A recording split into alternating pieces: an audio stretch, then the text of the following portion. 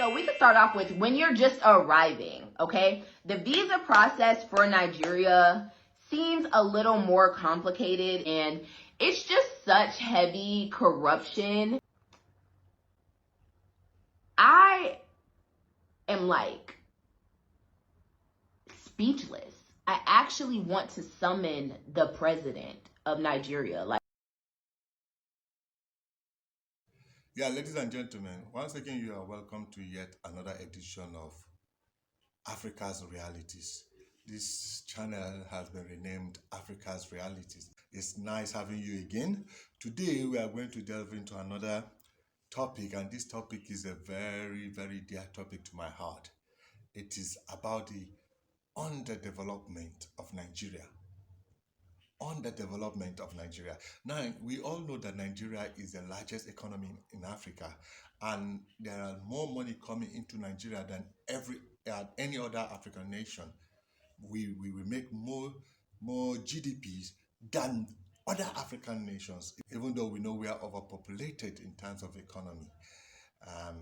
Even geographically too, we're becoming overpopulated. But Nigeria makes more money than every other African nation. But our cities and our infrastructures, you can't even write home about.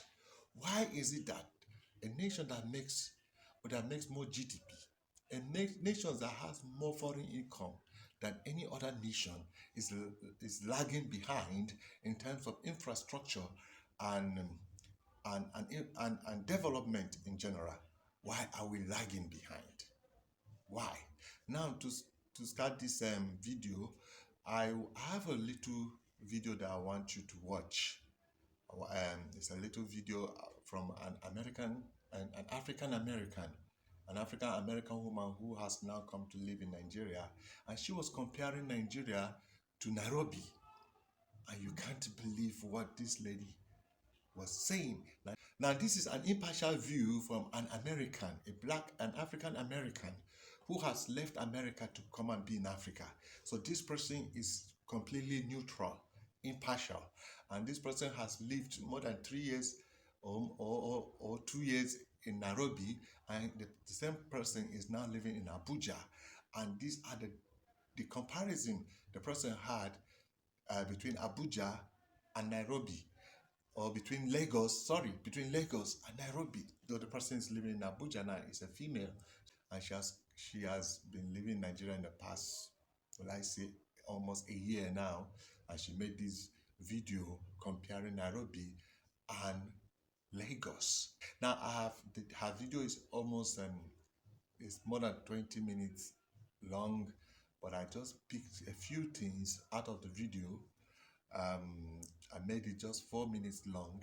So I want us to watch this 4 minutes video, and when we come back, we are going to discuss, and I bet you are going to enjoy every minute of this discussion, because it's going to elaborate and tell why we have this problem or these problems that we have.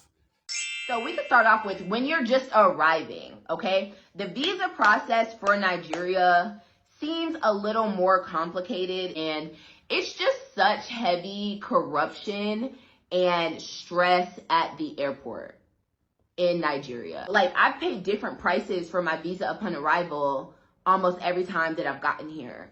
So the Lagos airport it's just busy. Like, it's busy. It's not really that well organized. Power.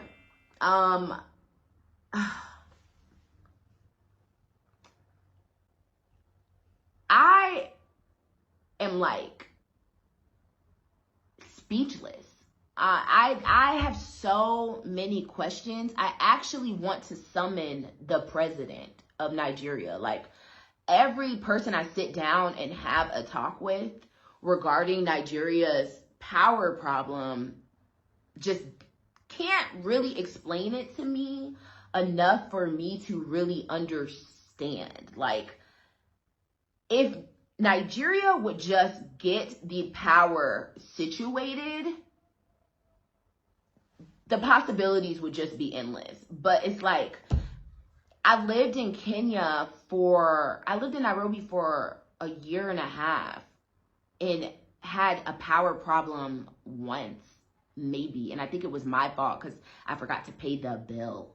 The lack of power really makes Lagos, any Nigerian city, just really hard to enjoy for people who are not used to having power issues or making that a lifestyle. Because tourism in general throughout Nigeria is just not as heavy as far as being invested to and maintained than Kenya.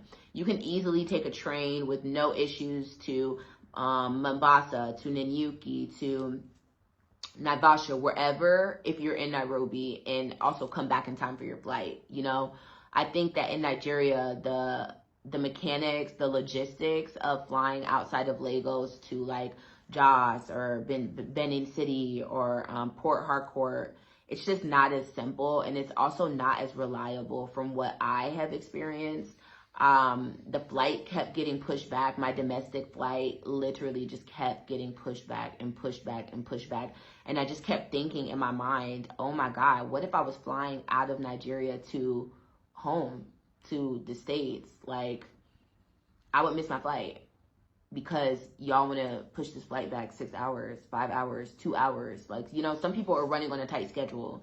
Nigeria definitely has the potential, though. If you have the time and the patience, it was way more green than I ever imagined it would be in my life. Like, I don't even want to sound ignorant. It's not like I just sit around Googling pictures of Nigeria. And we don't see like all these drone shots and stuff until recently on Instagram. So in my head, I just never really imagined Nigeria being as green and gorgeous and hiking and mountainous as it truly is. And I really hope that their level of tourism can increase so that the world can see it. Because, I mean, the land is there, the infrastructure is not, the maintenance is not. Sewage and the irrigation, whatever it's called, is really bad. Like, the flooding on the roads were bad. The roads are pretty bad throughout the city. They're just not good. And I was wondering and asking people why, but it's also, even as they're maintaining, there's so much traffic and so many people, it's getting like worn quickly. So like they can even do the maintenance. It's not like they're just like, oh, fuck the roads, but there's just so much traffic and so many people that it's hard to upkeep things. Welcome back. That's a little excerpt from the entire video of that this Black American did. So I just took some excerpts from the video, and there are more, she said, but these are just the excerpts I have taken. Now, why are cities like Nairobi, like Kigali, like even sometimes Accra, like, okay, we can understand what we call Cape Town. We understand because the white man knows how to make his his country or his environment. He knows how to arrange his environment. So let me leave Cape Town or Johannesburg out. But why are such cities like Nairobi, Kigali, are better than our Lagos in all sector, in all ramification? Why are such cities better than Lagos when Lagos alone makes more money than the cities? When Nigeria makes more money? Why? Why do we have bad roads? Why do we have this electricity that comes now, and before you know, the electricity is gone? When smaller countries are living with 24 hours light, why do we have an average of although depending on where you reside, but an average of 8 hours light per day, each day? Why? Why do we have generators making noise everywhere? Why don't we have potable drinking water? Why is every home building a tank and a borehole to serve itself water? Why are there not enough housing? Why are these Why do we have these vices in Nigeria? Why do we have this? Why do we experience this in Nigeria? Why should Nigeria be in lack? Why should we be going through what these black Americans said, that this is our nature and this is her findings, these are the things she has found out about Nigeria? Why should that be? Why are we backward in banking? They've gone ahead. We are backward. Internet, they have free internet, free Wi-Fi, three this. We are still backward. Everything will come last. When Ghana was experiencing, I remember when Ghana was experiencing almost 10 years of having mobile phones. Nigeria, we didn't have mobile phones. Ghana had mobile phones like 6, 7, 8 years before Nigeria ever had GSM mobile phone. Why? When Nigeria has more money than Ghana. Well, sorry, I have to be looking at my computer because these reasons I penciled them down my laptop so that I don't forget. Now, these are the reasons why we are passing through or we experience what we are experiencing. Number one reason why you see that Nigeria is finding itself very hard to develop in par with our other African nations, despite the fact that we see more resources, more money, more earnings than these African nations, is because in the entire African nation, there is no disunited country like Nigeria. Nigeria, we are the most disunited country in the entire African nation. You cannot bring any nation in Africa and tell me that they are more disunited. It used to be maybe South Sudan, but now it used to be Sudan, but now Sudan they have parted ways. So Nigeria is number one, the most disunited country. We are disunited in forms of religion, in forms of region, in forms of ethnicity. In all ramification, we are not united. We are not one people. A Nigerian tells you that he is first this language before he's a Nigerian. A Nigerian tells you he doesn't believe in Nigeria. The only uniting factor in Nigeria is the crude oil. Crude oil is what is holding Nigeria together. Crude oil. Interest. So the Niger Delta, they are the people holding Nigeria together. No Nigerian, no these people, this type of Nigerians wants to be with this type of Nigerians. This type of Nigerian wants to be alone, wants to cut off ties. They don't like to be together in the same country with this type of Nigerians. Those type of Nigerians they want to be themselves. But crude oil earnings from the Delta, the Niger Delta, is where everyone's interest in, and that is all that is keeping us together. And so because we are not one people, we don't believe to develop one area. Why do I say so? Now listen, let me give you an example. Crude oil is found in the Niger Delta. Refineries are built in the Niger Delta. But for no reason, a refinery has to be built in Kaduna. And then you start paying billions of naira to build pipeline of crude oil from Niger Delta to far north in Kaduna. Why? Because the northern feels We are not one Nigeria. If Nigeria should break up today, he will have no refinery. So why should government build refineries in the south where crude oil are so that it will be refined and serve the entire country? No, no.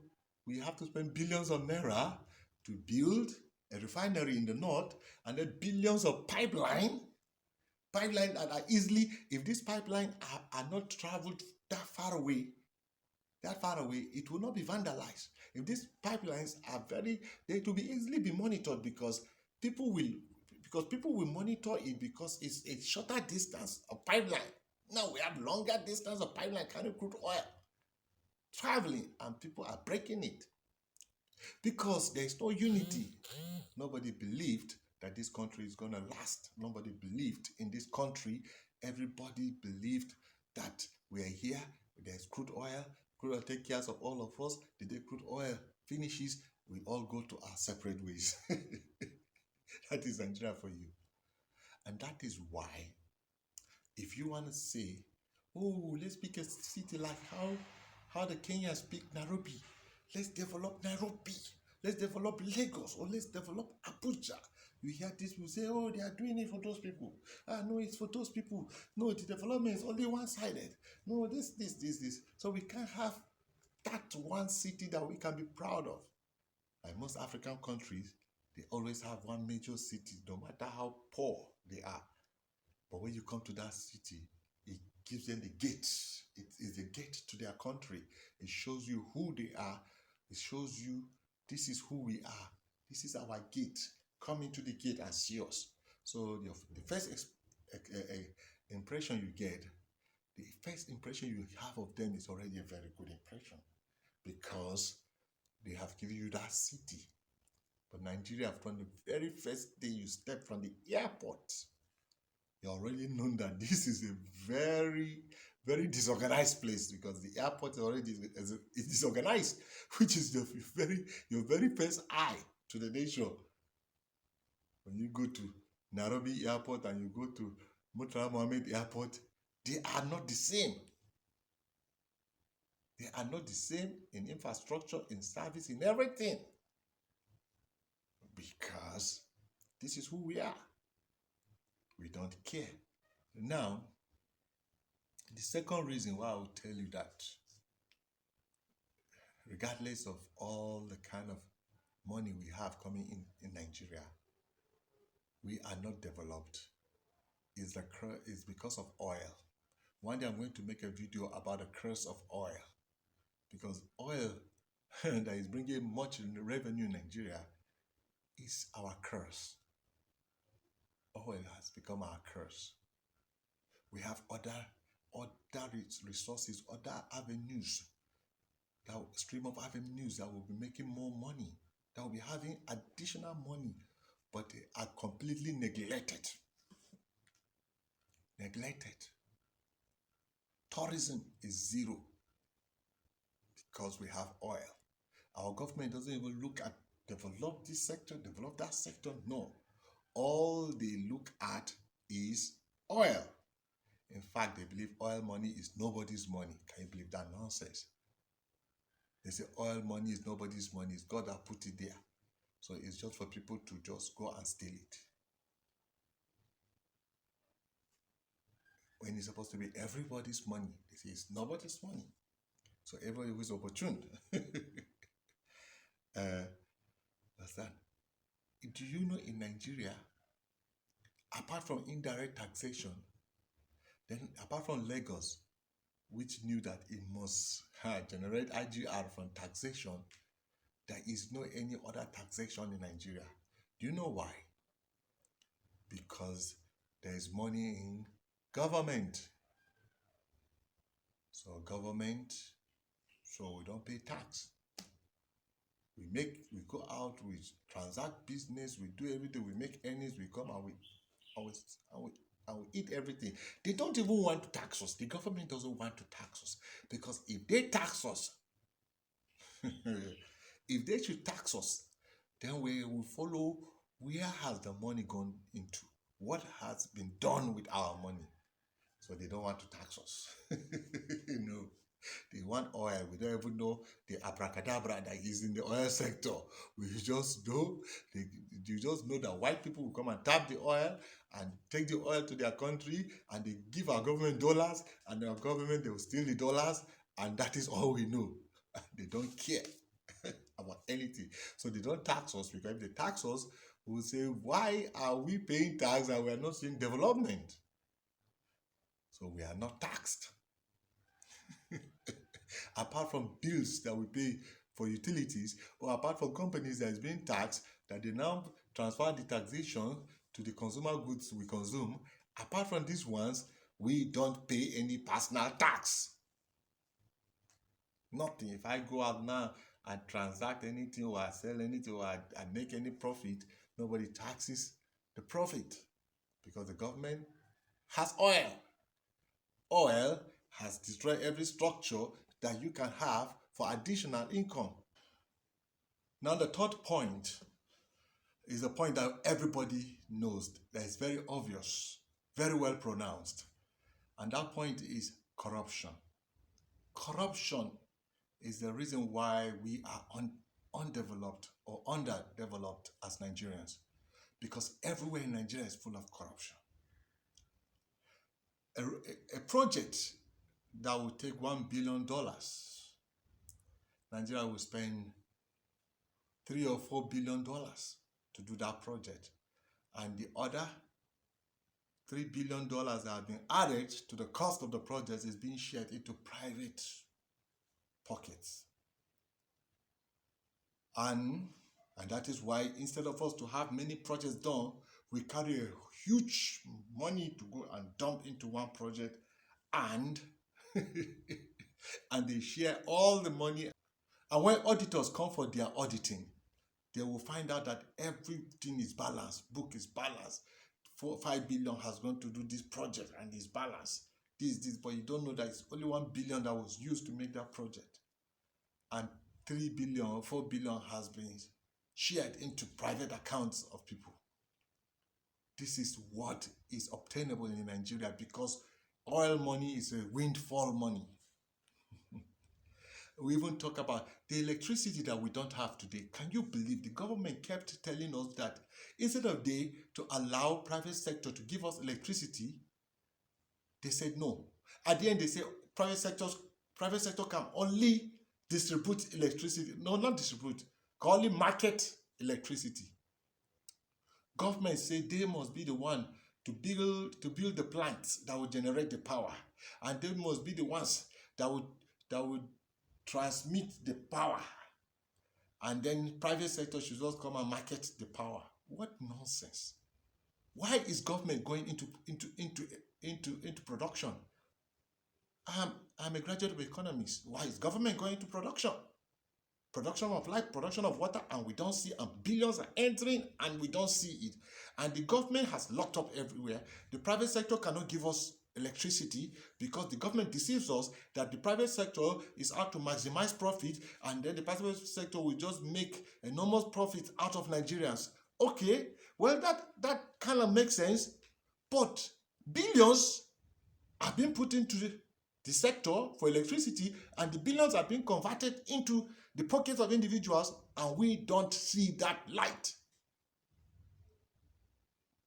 because of corruption. They knew if they wash their hands and they give the power sector and say, private sector, go and build the power plant, go and generate the power, go and distribute the power, and go and market the power, our hands are off. And you give a lot of companies license, and we have different companies competing to give us power. They know that is one avenue of them stealing money that you have blocked. So they have refused private sector giving us power. They say power must be built, power plants must be built by government, and they are spending billions and billions upon building power plants, and the money, instead of going into building these power plants, the money is going to private individual pockets. And it's the same government that will come and audit, same government, same people in government, all of them government, and they know how they share, how they reach everybody, and everything dies down and everything goes. You that you're out of the government system and you're a private citizen, you don't know anything. So how do we have development when we are full of corruption. In fact, even the poor are the ones that are making Nigeria to be well corrupt. Because the poor, because of our division, the poor would rather you steal all the money and enrich yourself, and he comes and he's hailing you. If only the poor will not hail thieves, political thieves, and embezzlers of government, if the poor will not be praising them and hailing them. But these are the people, if they enter here, you see the poor holds them in high esteem, in awe. In awe, they go with their regalia, and they have stolen the poor man's money, and the poor man will. I don't know, because they will not educate the entire nation so that people become enlightened, and many people are stupid. But this is Nigeria. Corruption has thrown us back. If you look at corruption index of the world, you know where Nigeria is. Not today. Has always been there. I don't know. This thing is 50 years of corruption, unabated, and we don't know when it will stop. Nobody has been able to stop it. No government has come to stop it. The past government came with all forms of lies. Everybody said that is the only government that will fight corruption. Buhari is good. Buhari will fight corruption, and it became the most corrupt government that Nigeria has ever had. Wow. And my last point, the last point, which is very obvious too, is insecurity. Now, I want to bring insecurity to see. You see, most of these countries that you see that we see infrastructures are working, it's the private sector that gives this infrastructure. And because Africans, I don't know, we are not that technologically advanced or what, I don't know. We go out with school with the white people, and we know that their brain functions, even our brain functions more than their brains. I'm telling you, we beat them in schools, beat them in exams, but there is no way, because of lack of wisdom. Black man doesn't just have the wisdom to harness the knowledge of this man and the knowledge of this man and the knowledge of everybody. Let's harness it to see how we bring your small knowledge, my small knowledge, this man's small knowledge, this man's knowledge, and then we go into production, and then we produce sophisticated production. I'm not talking of the rudimentary production. Produce sophistication. Not produce cutlass or produce hoe or produce, no. Machines, gadgets. We can't produce them. And then, since we can't produce them as black men, what is the edge that other black nations have that we are not having? Is because the white man, who is very technologically advanced, is coming into their country to invest. Instead of they going to buy the finished products from abroad, no, they will rather come and build the factories, come and bring your business here. It's cheaper for you as a white man to build a business here, for you to take over the African market, than the person that is importing, because the person that is importing, there will be cost of transportation, cost of shipping and everything. But you that has built your company here, you are going to make more profit. You take over the market because your goods must be lower in price. But you see, insecurity has stopped us from having experts. We don't have expatriates in Nigeria. Some countries, if you go, you would think that some African countries, you think it's a country of white and blacks. Come to Nigeria. Before you see one white man, the white man will not even come.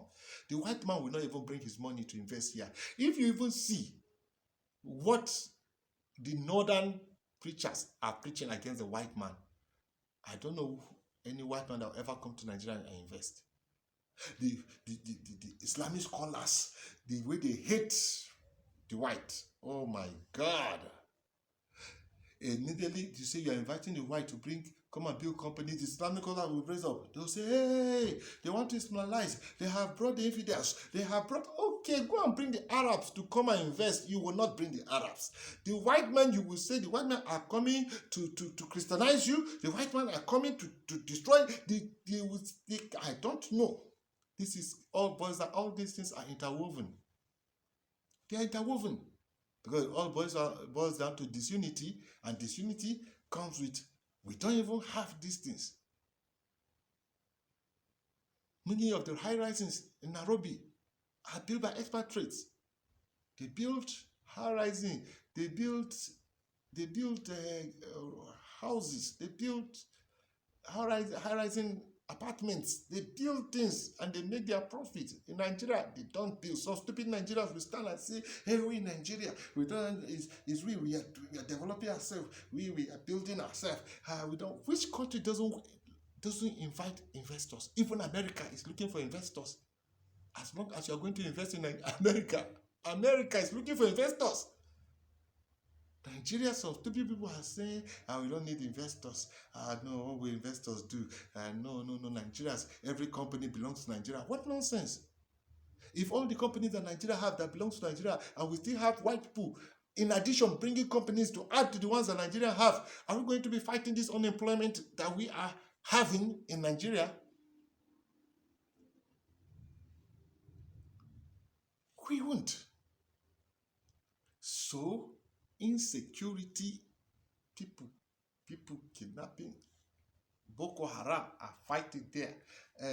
Fulani headsmen are killing farmers here. Unknown IPOP, unknown gunmen are killing there. Everywhere killing. When you are trying to quench this one, before you know, maybe OPC will start there. Insecurity. Who will ever bring his capital to invest in a place where he knows tomorrow it will catch fire? Nobody will. I would rather be importing, giving people jobs. Look at giving China jobs. Chinese man will wake up in the morning, Chinese man will dress up, Chinese man will go to work because there is job for him to do, and there is job because he's going to make a phone, he's going to make a car, he's going to make, because there are Africans that will buy. So he has a job. We have billion of Chinese, but they have jobs because they are making this, they are making this, they are making this, and there's a market in Africa. We'll change our naira to dollars, and we must go and buy these things with dollars, and we must bring them into Nigeria, and then they must go and work, and they must get work to do, because the more they create this thing, the more we buy, the more they have money to pay salary, the more they get employed, and their citizens are employed in productive sectors, and they are producing this. And we don't want the expatriates to bring the companies instead of importation, bring the companies here, so that they create the goods here, so that it is Nigerians that go to work and create these goods, so that the Nigerians are the ones that are employed in the production of these goods that we consume. But no, especially the northers, and they've been the one ruling this country. They've ruled this country because they are giving back. One man will give back to 20 children. They are just giving back and fully everybody because they want power. And the power, they don't want white person. They don't want anything to do with any person coming to invest as a white person. And they will not bring the Arabs to come and invest. And when they come, the scholars will just go about. They would not come. If we allow them, they will turn us into Christians. They will turn us. They will turn in Nigeria. Nigeria is a Muslim country. Let's not allow white people. Let's not do this. Let's not do that. And then we don't have development, and we can't really develop by ourselves because we don't have the technological know-how. So may God help us. And may God keep this country united. And may God keep this country safe. Because the kind of insecurity is too much. It's too much. You live in the cities. If you see things that the villagers are going through, people in the village,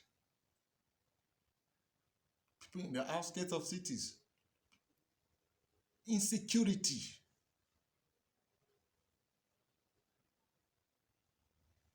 How will Nigeria develop in this kind of situation? When we talk, like somebody like me, I'm talking from a point of knowledge because I made 2-1 in economics, University of Jos. So I'm not just talking like a layman. I'm talking from experience of what I know. And from what I know, if we don't allow foreign investors to come and invest and build the companies here, we'll be running a cycle of poverty. Because we have everything inside our land. that we can build whatever we want to build, but we don't have the know-how. We don't have the technological know-how. So allow the people who have the know-how to come and build these companies here so that we can get jobs to do. So once again, thank you very much for listening to this long episode of mine. Please, I want you to subscribe and also ring the notification bell, because I'll be coming with a lot of videos. Now I've vowed to create more time to make a lot of videos. I'll be coming on and on with videos. Videos that will enlighten us, videos that will show us what Africa really is, videos that will make the world know how we live in Africa. And this video I made today is not to undermine Nigeria or to demarket Nigeria. No, it's for Nigeria to correct itself. And lastly, I will now say, anybody that wants to come to Nigeria, the truth is that Nigerians don't have any business with it doesn't have any hatred or for any foreign person. The real hatred is within Nigerians and Nigerians. So every person that you are a non-Nigerian, you are safe here. Even if there's a crisis and you are not a Nigerian, you are safe. It is we and we that fight, not we against. We all love every part of Nigeria.